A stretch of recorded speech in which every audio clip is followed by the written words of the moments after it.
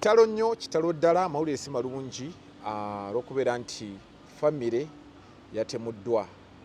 Mukyala n'omwami baba batemudde mu bukambwe bw'ekitalo. Ebyogera bingi, bagamba ebibuuzo bingi, ansa ntono. Tukwaniriza ku Nyala Kisobeera ng'otulaba, Muzere Bengatoni Gemmanya, Dine Nudi Ntege olunaku luno olwaleero bwetugenda okubeera nga tutambula ebigambo abeere ng'atunyumiza ki ekyabaddewo, koza amawulire agatambula mangi bwe yafuna obudde yeetunuuzaamu ku kamera n'atuwa ku information. Oba abimanyi oba tabimanyi naye nze ndi Ssentege abeere ng'atubuulira byazze bitya, baba batemudde batya, baakomawo ddi, ki ekyabakomyawo wano awo nno. Okay. Assalamu alaikum warahmatullahi wabarakatuh. Mwasuze mutya, mwasibye mutya. Nze Nurdin Ntege once again nkomyewo. Ebigenda mu maaso mu Kampala, ennaku zino Kampala anyuma. Omusana gwaka. Muba muli wakasa kuba ne katonya mukko. So embeera gye tulimu yeri omuzungu bwe yajja wano gye yalabako Pearl of Africa. Yeah. Kugamba era n'abaana kye bayimba Uganda esinga ki esiga Bulaayi. Bali eyo omusana gubookya bafa. Bannaye mbabuulire no tuli bulungi tubulako kimu ssente era mutuwe ku ssente tumaleyo bulungi nnyo temunyiiga ate bwe tubagamba nti gye nammwe mwali mubeddeyokko. Mbeera ya Uganda mukimanyi nti naye nga akaweza keeko kalungi. Nabo bagamba ssente yawali si nnyangu. Muli mu mirembe temuyina ssente naye ate wali balaba ne ssente ebazifuna. Okukyakala watono. Mutuwe ffe tuliwe munajja naffe tuli basanyukira. Otuweerezaayo ebibiri. Babenga abeeterekedde. Otuweerayo ebibiri n'otuwaayo ebisatu. Ojjayi oluusi olaba abamu abajja wano e Uganda. Embeera bw'egaana olumu ffe tubaweeza eza tiketi. N'omunoonyeza ebitambula so temutufuula ate bantu babi gye muli naffe tubaagala nnyo bantu baffe. So mbabuuzaako ne mbagamba mwebale kubanga mutugoberera n'okutwesiga naffe nno gye mukoma okutwesiga twongeramu amaanyi. Tugenda bbawe ebintu naye omuntu walekera channel endala najja naga kampulirize mmuze ono kampulirize Nurdin ono kitegeeza buli lwojjo mmuwa naawe olina okwongeramuko. Hajati Nabukeera ebigambo Hajati Nabukeera Hajati Nabukeera bana bafudde oli owaffe atuwoteekamu akasente. Salamu alaikum. Hajati Nakalembe omusomi w'edduwa. Bw'oba wenyiye embeera embi yankusomere ku dduwa. Abali ebweru mirimu gigaanye papula zeesibye kino kyekyoto kwesabira omukisa kobe ng'odiriddawa wali wenkusabira n'ofuna emikisa. Ky'oba olaba ngabirira ebinyonyi ebitalina kyakulya naawe atalina mulimu jankusomere ku dduwa ofuna omukisa. Eno ennyanja kwesira buli kimu ekisira ne kiba kikujjudde nekikasuka mu nnyanja nekikunta nekigenda. Nze Hajati Nakalembe kambawo ennamba yange yeeno 075237529. Temuddeeyo nemwebakira ebizibu mukobe ku nnamba yange eno. Mugoberera ayagala edduwa olina ebintu ebitatambula bulungi nnyo ennamba weeri awo wansi gikebere gizooming empola mpola obenga osobola okutambula naffe akulombere ku dduwa ayinamu obuzibu bwonna genda olabe Hajati Nabukeera. Mba njogedde bubi kanji kusomere n'ennamba eri 0752307 529. Hajati Nabukeera asangibwa awo Busaabala ne Esseeta. Hajati Nabukeera 0752307 529. Gendayo olabe Hajati Nabukeera akulombere ku dduwa emirimu gigaanye ebintu ebiringa ebyo. Kutereeza mu butereeza ye wa kitabo kuwa dduwa kusomera mukko takutwala mu bingi nnyo nti ate leeta amagi ate totunula emabega dduwa watambulira awo. Kati eyo nga nvuddeyo ekikangabwa kyagudde mu ggwanga Uganda olunaku lwabadde lwa mmeka lwa Sande lwa 6 ekiro mu bitundu eby'Entebbe. Entebbe ono yennyini agenda ku airport mu tawuni awo. Famire ey'omugenzi kati David Mutaaga emyaka 69 ng'ali ne mukyala we ayitibwa Deborah Mutaaga na Beeta emyaka 60 bikwate. David Mutaaga ne mukyala we na Deborah Mutaaga na Beeta emyaka 62. abantu bano ekizibu kyabagira batya baali bakakomawo Uganda stories ziri bbiri bawangalirako German ate ne bakolera Switzerland. German ne Switzerland tebeeri wala nnyo. Kakati okusinziira ku investigations ziraga ebituufu biri bwe biti. Bawangalira mu ggwanga ebweru w'eggwanga nga baddokita abalungi ennyo, basawo, naddala omwami nga yali musawo ate sibanga nkyonoonye. Yali akolagana n'ebitongole eby'amaanyi gy'abadde nga bw'onoogamba nti kankuwa example mu Uganda mulimu banka bagiyita City Bank. City Bank eno temanyikiddwa. Bw'oyita wano ku Sheraton Hotel n'oddawo nga ku gye bayita Kampala Club we wali City Bank ojja ogenda obuuza abaterekayo ssente. Genda obuuze abaterekayo ssente. Ebitongole eby'amaanyi ennyo ojja kwesanga UN eyinza okuba yeekolagana nabo bwe balina ssente gye ziteeka. Embeera bw'etyo kati waliwo abagagga tugeze organization ez'ebweru zonna nga zigamba with the City Bank we can trust. But what happens exactly? City Bank eyinza n'okugamba oyo gundi akolera gavumenti yadde mugagga nnyo, oyo twamulirako muli wanguzi ffe tetukolagana naye. That is City Bank. City Bank with the C-I-T-I. Kigambo kiro ekiri City Bank Uganda. Kaakati si Uganda but City Bank. Waliwo n'ebitongole bw'ogenda mu nsi nga ez'Ebulaaya ne bakugamba waliwo mugagga ono n'ono. Kati waliwo akawuntanti waabwe ababalira ebitabo, abalira abasajja abo ebitabo, aboditinga nga faamu nnamba eri awo nga bakugu nnyo. Kati kankwe Uganda nga auditinga farm, auditinga Sudiru, na auditinga Kirumira, na auditinga wava muno, na auditinga Hamis Kigundu, na auditinga tugeze Mutasa Kafeero, na auditinga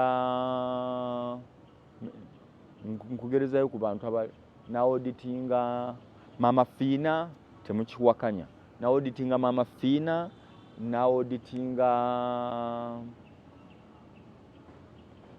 Bitature, na auditinga Katongole wa Quality Chemicals, na auditinga abantu abali awo, auditinga ebintu byabwe, abalira ebintu byabwe, abateeka up to date. Kati omuntu oyo nga bwe mukugambye abamugagga kuba bakolagana n'abantu ba bbeeyi, ensasula yeba ya bbeeyi. Omukulu ono gwenva okukusomera wano emirimu gye bwegityo begikola ki bwe gibadde gitambula. Omukulu nkugamba bamuyita David Mutaaga gy'abadde ayinza okuba yagenda wa myaka 39 gy'emyaka ngaaga 3 gy'amaze nga tali mu ggwanga oba nga tawangaalira mu Uganda. But what happened? Ki ekyaliwo? Kigambibwa okusinziira ku investigations nti omukulu ono Mutaaga bwe yali tannagenda bweru, famire yaabwe kitaabwe yafa. Kitaabwe bwe yafa n'aba nga ye musika owa famire. Mu kubeera omusika owa famire yalondebwa nga ye musika at the same time administrator wa property oba mu byawula. Kibeera kitya mu mateeka? Okubeera omusika w'omugenzi tekikuwa buyinza ku maali ye, no. Bw'obeera omusika oba osikidde musaayi. Omusaayi guno gutya kiyige naawe ali eyo yonna bwe kiba kiganye you can as well call me nonga Nurdin wagambye bwoti mbikwawuliremuko muyinza n'okuba mulina obuzibu mu family ng'ebyadala naawe tokimanyi nno. Taata wammwe oba maama mmwe bw'afa oba omugenzi yenna bw'afa n'agamba nti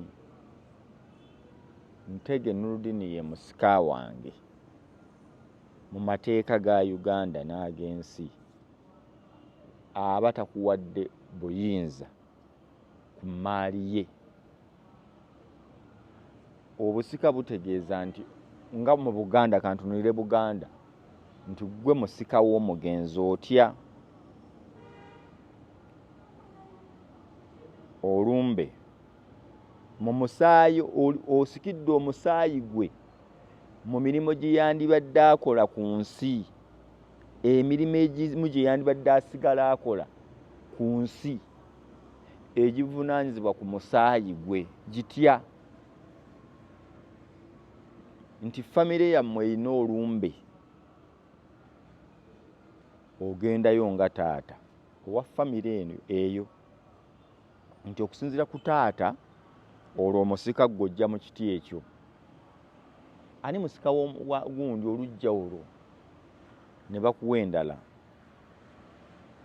Nkuwadde nga mu Buganda omusika ne bakubuuza nti aha kyekirala mulina mikolo waliyo ayina okwanjula muwala w'omugenzi ayagala kwanjula. Ani nga taata gwe ng'ojja otuulawo ng'ani taata totuulawo nga wabula ye gwe era oditamininga bulungi nnyo nti katuyite taata ayogereko gye muli yoyo yaba omusika we omwana we era mujja emikolo ne gikolebwa taata n'atuula mu ntebe ye ewatali kubuzaabuza. Lumbe ebyo mbaga kwanjula mbaga kukumaakuma banno ng'omuzadde awo. Kati property ki ekibeerawo? Waliwo kye bayita administrators. Kati property ebeera ne ba admini. Osobola okuba omusika n'otabeera ate administrator.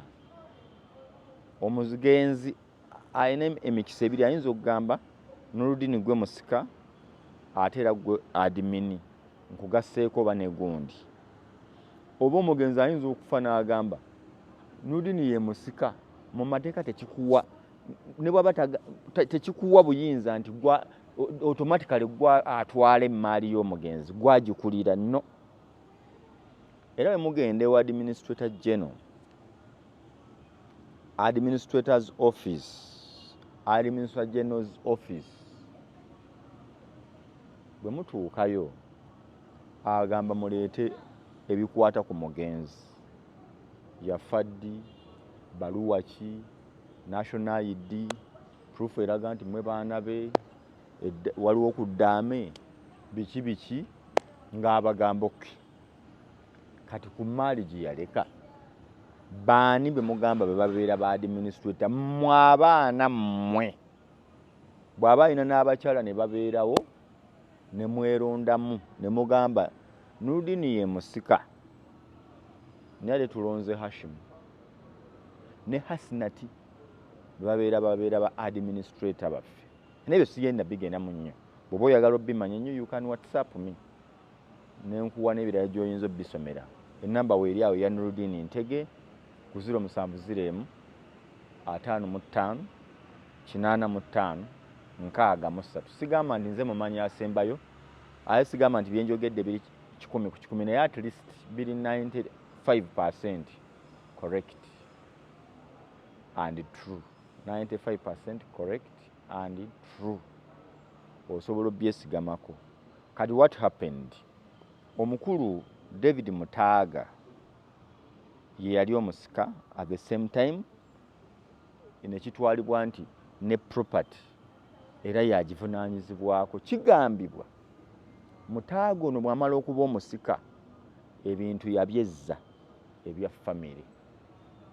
Ate njagala ojjukire nti by then yalina emyaka 39 waagendera e Bulaaya kitegeeza ayinza okuba nekitabo yali yaffeeyo nga ye alina myaka nga 35, kitegeeza alinako batoobe oluusi balina myaka 20 abamu 3, kati essaawa eno bali mu myaka abamu 40 mu emeka, abalala bali mu 5 abalala bayinza okuba bali mu 7 naye bwagenda property yonna yajeddiza n'agenda e Bulaaya. Bwajeddiza abakulu baasigala banyiize, ye n'alowooza abo yabamalayo yabavaako. Okusinziira ku investigations za poliisi ziraga nti mukulu famire yasigala enyiize era okuttibwa kwe kulina ebitundu 2 we bakulinkinga. Omutemu bwe yayingira ennyumba kiraga yabuuka kikomera n'ayingira, abo bagamba n'amenya, naye bw'ayingira mu maka gaabwe gali kwoleka ag'obukadde ag'okuwummuliramu ge baazimba entebe. Kigambibwa yayingira n'ebissi era abaabasooka obbatukako baabasanga baasotteddwa ebissi ne babuna emisaayi, omukyala n'omwami. Omussi n'ateekawo embeera ng'alinga eyali azze okubba. Naye mu kwagala okubba oli n'abuuza kapasite esobola okutta omuntu azze okubba, obuvumu abujjawo obugamba ono kamutte nono kansooke mutte ndyoke ŋŋende. Obuvumu omubbi azze okubba gyabujja n'agamba kandekemu embi nga mbasse, kandekemu embi nga mbasse. Oli waabuleza yali azze kutta bantu era baamukola ki? Abaakava e Bulaaya okujja e Uganda baamukoze ki omubbi ono okunyiiga ku leveni eri waggulu agambe kanzite abantu 2 era waliwo abakozi 2 bakajo mu maka ago baakwatibwa okuva nga 6 lwe battibwa bali babitebye batya baawulirako ku lukwe baamanyako yali apulaninga okutta abantu bano bakajo waaka 2 abali mu kaduukulu. Baamanyako nabo baalimu mu ddiiru, omutemu baamulabako paka kati bakyali mu kkomera wenjogerera bino. Naye yo poliisi essaawa eno nga bwe nkugambye obutemu buno ebutadde ku land property dispute. Kanonyeeko enkusomerayo wano waliwo ayinza ogana olina engeri gy'obyogeramu olinga ateebereza buteebereza. Kansome nkugambe. According to police investigators, the double murder happened shortly after the couple returned to Uganda, where they had lived abroad for many years. Sources close to the family say Mutaga was the heir to his late father's property. Underline yao. Mutaga was the heir to his late father's properties. Sina taka wabula properties byanjawulo bingi. After his father's death, he is said to have taken full control of the inheritance, leaving out his siblings. Ngende maaso kankudiremu. After his father's death, he is said to have taken full control of the inheritance, leaving out his siblings. This move reportedly caused deep anger and resentment within the family. Ompulira bongerako. One officer explained that after taking all the properties, one officer explained that after taking all the properties, Mutaga left the country with his wife and children to start a new life in Germany. Ntegerekesewo bulungi nnyo. One officer explained that after taking all the properties,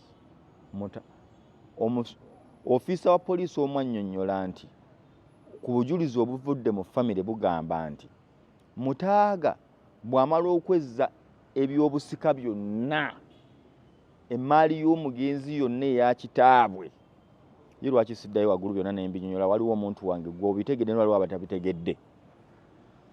Batugambye abakulu bano amawulire agava mu bantu ba famire abeesigika mu nsonda ezeesigika, owulira sources close to the family, baga Mutaaga yali musika wa kitaabwe era ye yasikira emmaali y'omugenzi. Kyekyabaawo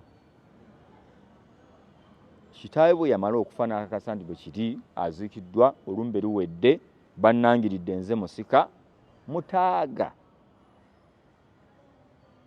ya making sure buli kintu, empapula zonna zidda mu mannya ge, buli kimu kidda mu mannya ge. Bwe yamala okukakasa nti buli kimu kiri mu mannya ge, ne kidda mu mikono gye, n'ateekinga kye bayita full control. Nzivunuliramu awo full control, that is kugana ofuna obwannannyini obujjuvu era obwenkomeredde nti kati ebintu bino byange ddala teriiko abuuza. Bw'ogenda mu landi zimannya gasoma David Mutaaga nti n'atiikinga. Kaakati bw'amala okikola ekyo, Mutaaga left the country with his wife and children to start a new life in Germany. Yava mu ggwanga n'agenda n'atandika obulamu obupya mu ggwanga erya Germany. Gy'awangaalidde emyaka enkumuliiti egikoona mu ameka mu asatu. Oli agamba, however, okusinziira ku police, on his return to Uganda, seems to have stirred old tensions. Investigators believe some family members were still bitter about the inheritance and may have planned the couple's murder as revenge. Oba ntegeerekese. Ne bagamba abakulu bano kati mu kukomawo kwa mu Uganda, ab'eŋŋanda aba famire abataafuna mugabo gwabwe be yalika mu maziga, abataafuna share yonna ku mmaali ya mugenzi, kigambibwa baasazewo ne bagamba kye muliddeko kimala, amasanyu mugabaddemu, naffe tukaabye ekimala, katubatte nga okubeesasuza otuleka mu mbeera embi bweti. Ntegeerekese nkusomere weewalala. Kwongere ntya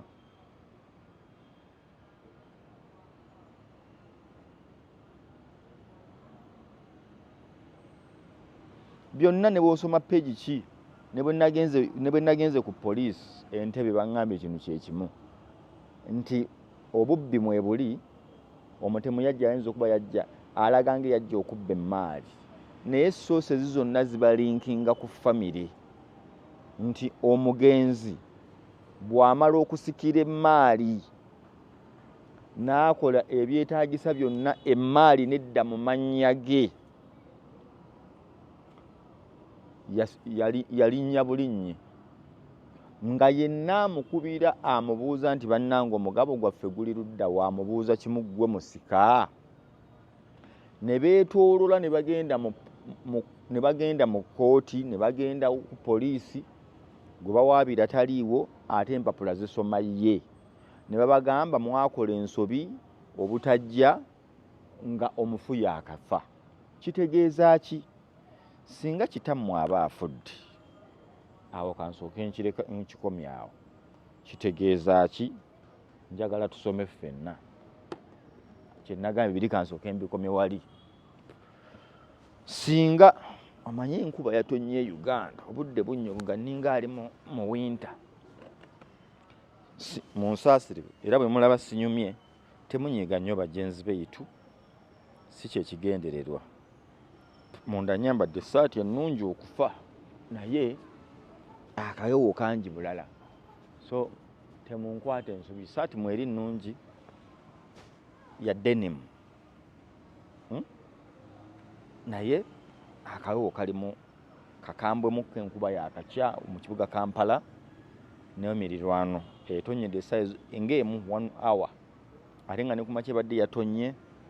You know what it means on an evening ate wendi wasurroundinzewo emiti Celero cold.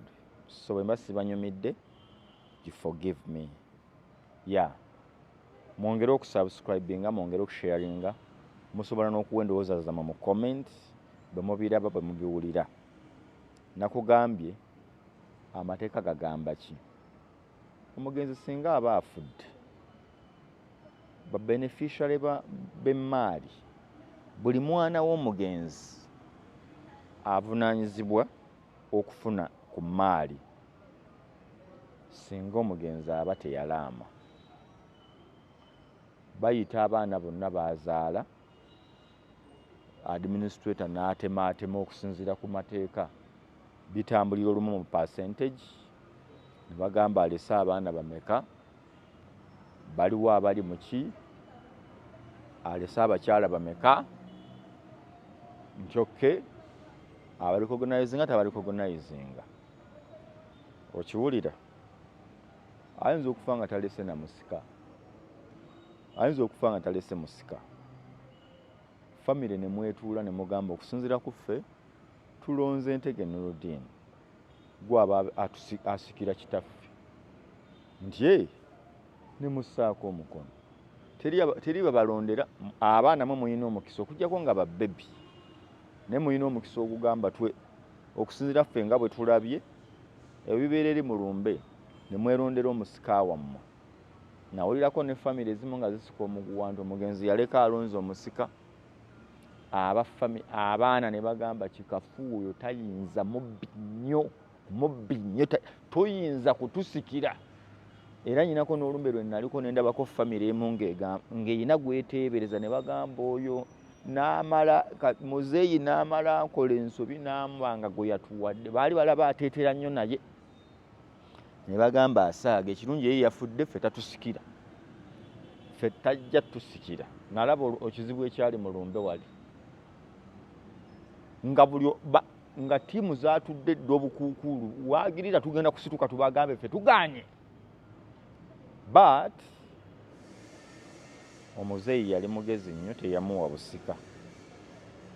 Yali yazaala abaana abalenzi 2 bokka n'awooli gwe yali ayaga obusika n'abuwooli gwe baali abalenzi 4 yali yazaala abalenzi 4 yes ng'abawala balinga 15 naye nga abalenzi omukyalo omu yali yazaala abaana abalenzi 2 n'omulala ng'alina 2 ne bagamba bw'aba alonze gundi ng'ate bo bano bagamba bano 3 abalala yenna abeere naye oyo tayinza. However mu mateeka omuntu waddembe okwerondera omuntu gw'ayagala amusikire.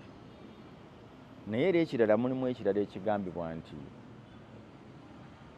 emmaali omugenzi atayinza okuleka nga yagigaba. Muddaame n'abalonda n'agamba nyina abaana 10 kalina ya Nateete njiwadde Ntege nti kalina ye Mengo njongedde Ntege. kalina yenna masuba abaana bange abasigadde abataano bagigabane mugenda okulaba nga omugenzi teyabadde feya etteeka ligamba omugenzi bw'atyo bwe yayagala kalinaze ebbiri aziwadde Entege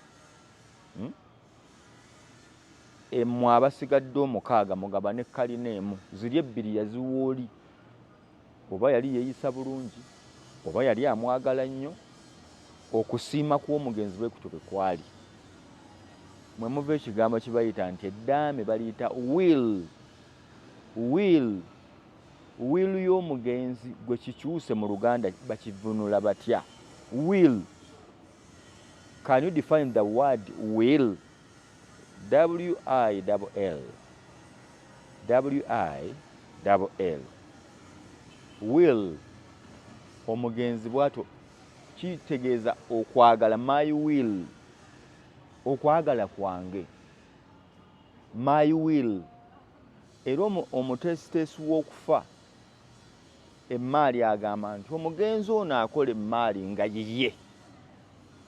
Mu kubeera nga emmaali yiye agamba nti mu kubeera nga emmaali yiye omugenza amateeka gamuwa omukisa okugabanya emmaali ye nga ye bw'ayagala omugenzi nga bw'ayagala. Kyova olumu okusika omuguwa kujja taata twalina ebizimbe 5 ekimu n'akiwa omuzikiti ng'akiwa atya omuzikiti okwagala kwe kwagambye eryo ettaka lya muzikiti ne bw'oleeta ekyapa kasita ye nga yakiwa omuzikiti mu ddaame gwe tokaayana naawe kola ebibi omuzikiti toguwa amateeka bwe gagamba. Musobola okumpabula muyinza okwawala amateeka okuggyako nga tabawadde bw'atabawa wadde olumu administrator general ayina lwakitunulamu n'agaana ye abaana bandibadde bagabana ku mmaali ya kitaabwe oba nnyaabwe oba anko waabwe abadde mu kasitode ye. Naye bwe mugenda mu mateeka ennyo ne mugasika munda ne mugatuuka munda ku lyakugamba waliwo eddaame lyali omusajja yafa nga famire ye yamutama. Omusajja yafa nga famire ye yamutama nga maama n'abaana beekobaana. Omusajja yatuuka n'afa ng'amaze emyaka nga 15 nga yawukana ne famire ye naye nga maama n'abaana bezza emmaali ye nti bezza emmaali ye. Maama n'abaana bezza emmaali ye nti ne batulugunya taata. Twala eri taata wawe yayenda, twala eri yasuulawo maama waffe. Nno nga teyamusuulawo bo kye bayita okusuulawo mbu yagenda n'abeera n'omukazi omulala. Omusajja yali mugagga mutuufu. Ebintu bino bimudepressinga nnyo n'aggwako emirembe n'akubwa pressure n'akola biki. Bwe yali anaatera okufa omusajja oyo n'akwata emmaali ye n'agigabira omuntu omu. In fact yagimugabira bugabizi ye n'amuwandiikira nti nkuguzizza byonna bye nnyina mbikuguzizza. Wulirawo wano. Omusajja yakwata omuntu eyamubeerera mu bulamu gwe yakulako naye yamugumyanga n'amugamba emmaali yange eno ngikuguzizza. N'amugamba obadde muntu wange bwe ndifa yonna yiyo naye famire ejja kutawaanya kati kitwale nti nkuguzizza byonna bye nnina. Ne transfer n'azimukolera ne bikyuka. Kali muzeeyi n'awangaala mu bulamu olunaku ne lutuuka n'afa. Ku bugagga bwe yalina eddaame balirindira omwaka mulamba olumbe ne lutuuka okwabya. Bwe baatuuka okwabya olumbe muzeeyi nga famire yali yamwejjako, baakomawo nnyo mu ddaame balina okulaba omugenzi afudde abadde kitaffe, olwo bajjukidde abadde kitaabwe yadde afudde olw'ebyobugagga bye. Yawandiika n'ababuulirira okuva waggulu, mukole muti, mukole nnyo, mubeere n'eddiini, mubeere empisa, mwagale nnyo maama wammwe, mukole biki, nti baganda bange bano banzala mu luggya lwa gundi, mutuba gwaffe, mama wange ye gundi, nti aha ndese abaana bwe bati ne bwe bati, nfudde sirina kye nnina. Kyannaku nfudde sirese kintu na kimu mu bulamu okuggyako engoye zange. Engoye zange naye byonna bye mulaba tubadde nako mbadde mpangisa bupangisa, ennyumba si yange, ettaka si lyange, ne bwe mugenda wa. Bino ebintu birina bannyini byo, landiroodi waffe. Nsaba abapangisa bana benkulekedde ku nsi bakwate bulungi. Maama ne yeetunuulira n'abaana be tekisoboka, yagula wano nawulira nako nti nkugambye omugenzi agambye ye afudde talina kintu na kimu, kati gw'ogenda kumulumiriza otya nti bino ebintu bibye ng'awandiise mu mukono gwe. Omugenzi yanyiigira famire engeri gye yamuyisaamu n'agamba tewali buzibu. Kitegeeza engeri gye ndi omubi ennyo, naye byange temubyagala, ndi mubi nnyo. N'agamba naye njagala engeri gye ndi omubi, sibeerako n'ekirungi ku nsi, ne bwe nfa mbeere mubi. Kanfe nga ndi mubi, mbaagala mundabeko mu bubi bwange obutuufu. Omugenzi yalaga obubi bwe obutuufu. Ekyokubuuza gw'alaba omugenzi obukyamu bwe bwali luddawa. Abaana be baali bakulu mu myaka 20, abamu bali mu 3. Maama waali ali mu myaka gya 5 ali mu 6. Yagaana okulabirira kitaabwe, yamwekyangirako, n'abaana ne balayira nga bo bwe yafuuka ekitayina mugaso mu nsi, mubi nnyo nnyo nnyo, awasa atya omukazi omulala, tekisoboka, agenda afiire eyo baafaafe. Nannyonnyola, eŋŋanda ne zituula, maama n'abaana ne baawukana ne famire, naye ne basigala mu property y'omugenzi.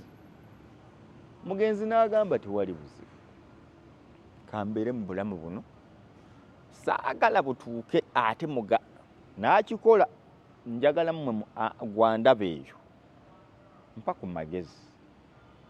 Omugenzi ono yayolesa busungu bungi, yandisonyiye, alina ekyokuyiga gye tulifa abali famire zaffe. Gwompa magezi ki? Okiraba otya? So nkusibula nkugamba ki? Bwe bityo bwe biri. You can always text me, you can always advise me. My WhatsApp number, wherever you're watching me from, this is Nordin Integ on 0701 55 85 63. That number is on WhatsApp. You can always call me. You can always WhatsApp me. Don't call. You can only call nga kigazimu. You can call me osobola okunkubirako nga waliwo ensonga, but WhatsApp me to advise me. WhatsApp me maybe for me to advise you also. Oyinza n'okumpa ku ssente, tomanyi oyinza ga musajja ono kamwoyo akakadde akalye ngeza bugeza, oba Nudini oyinza okwagala okunneebuuzaako. That number is always open. Nkugambye omuntu atuyambako eno program okubaawo bamuyita Hajati Nabukeera. Enamba nayo weri wansi awo, asangibwawo Busaabala. Hajati Nabukeera mukyala nno mukulu, atuludde, ali myaka gye naye era nkaaga byakola abimanyi nkugambye mukubireko olabe Hajati Nabukeera Waddwa Hajati Nabukeera ali Nabukeera ali ani erinnya terinzirukako Hajati Nabukeera ali Busaabalaawo Waddwa nkugamba nti bw'oba olina kyogira ye Hajati Nakalembe erinnya libadde linziruseeko nendirange ndolaba nga ppanvumu Hajati Nakalembe ali Busaabalaawo Hajati Nakalembe mu nsonyi ne gye nasookedde Hajati Nakalembe ono ali ku 0752 307 529 that is Hajati Nakalembe lwaki mbadde Nabukeera lyerinzijidde omusaasire Hajati Nakalembe 0752 307 529 gwe yeetaaze eddwa ayagala okusponsalinga wano otuyambako ennamba eri yeyange gy'olabaawo eri ku linnya lya Nuruddin Ntege naye ne wasooka Hajati Nakalembe ku ddwa olina ebintu byesibye tebitambula bulungi nnyo weedaga kusabirako gwe noonya Hajati Nakalembe asangibwa Busaabala nate ku nnyanja Hajati Nakalembe Busaabalaawo ku nnyanja ne Seeta abeerayo mukubireko ku nnamba yeeyo olabe bwe muyinza okutambuza ensonga nze Nuruddin Ntege njagala kusibulira wano tukwatagana ate olundi ngenda kukomawo n'ebyobufuzi enkya tulabe byo bigamba ki okusonda ssente kugenda mu maaso ku kibiina kya Nuupu wali Kavule kukyagenda mu maaso abakansala abamu baswazizza ababaka waliwo yaleese $3 million abalala $3 million abakyala bamazeemu amaanyi bawa $3 million balinga abagamba Parliament esasulwa kusinziira ku basajja lwaki mwe muleeta $3 million banamwe ne baleeta 10 ye lwaki ababaka ba Parliament temukkiriza ne mugaaka tuleete $1 million 10 mupike ekintu tubale nti ababaka ba Parliament bavuddemu 4,000 5 mu buteeke wali mwagala nnyo ekibi nja kudda olundi saagala kutandika programu ndala nja kudda olundi assalamu alaikum warahmatullahi wabarakatuh mweraba